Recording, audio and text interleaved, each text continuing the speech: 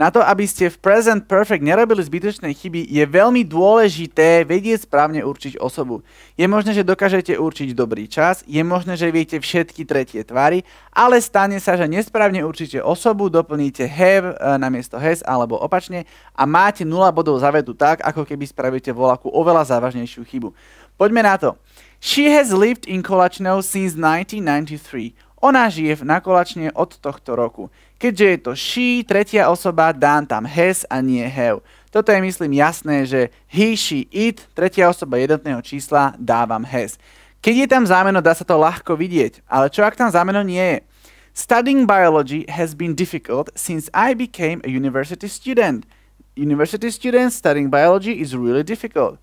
Teda, podmet si vyznačím, môžete si ho počiarknúť v teste, je to tretia osoba jednotného čísla a keby chceme ten podmet studying biology nahradiť zámenom, aby sme ľahšie určili have alebo has, dalo by sa to v tomto prípade nahradiť slovkom it, lebo je to neživá vec, štúdium biológie nie je ani on, ani ona, ale je to ono, teda to štúdium, čiže it.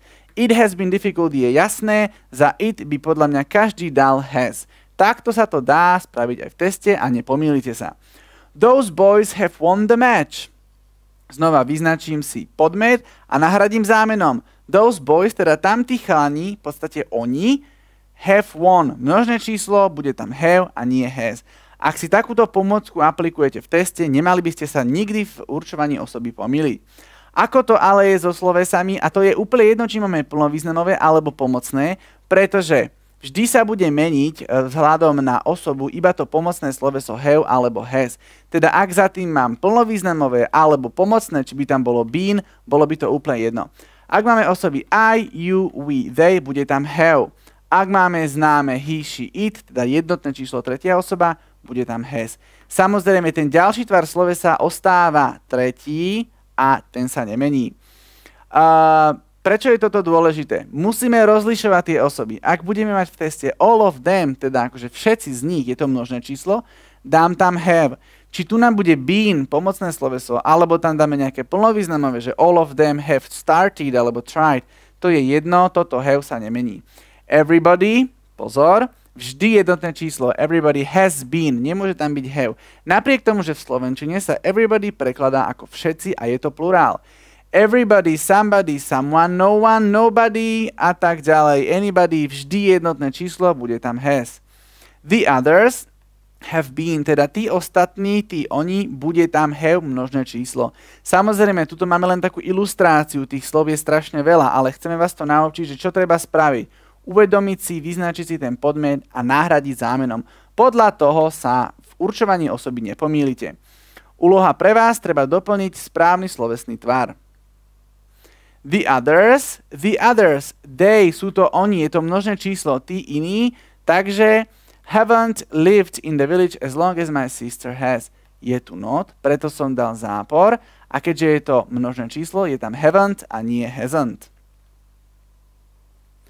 The married couple, teda zosobašený pár, a pozor, pár, they, množné číslo, lebo pár to sú dvaja ľudia, v britskej je to vždy množné číslo. Teda the married couple have been very happy ever since they met. Odkedy sa stretli, boli veľmi šťastní. V americkej angličtine by ste tam mohli dať has. Oni niekedy vnímajú akože pár, že to je vlastne jedna ako jedna bytosť alebo jeden celok. Ale v britskej bude tam množné číslo, lebo couple sú dvaja ľudia a práve preto have been a nie has been. Sue and Amy, znova they, zámeno, ktorým by sme to mohli nahradiť, je to množné číslo a teda have bought a car. Nesmie tam byť has, lebo je tam množné číslo.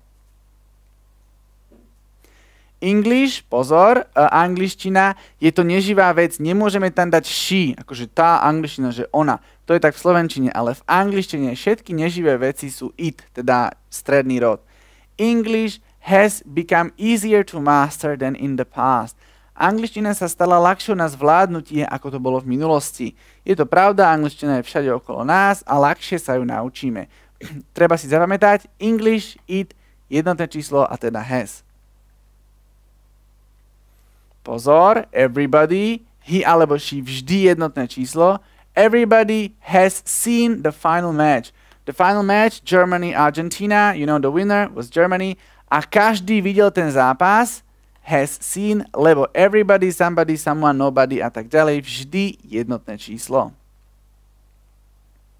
This door, pozor, it, hoci po slovensky poviem dvere, teda akože množné číslo, ale v angličtine it, this door, akože jedna dvera, one door, two doors a podobne, dá sa to počítať, preto je tam has, lebo je to jednotné číslo.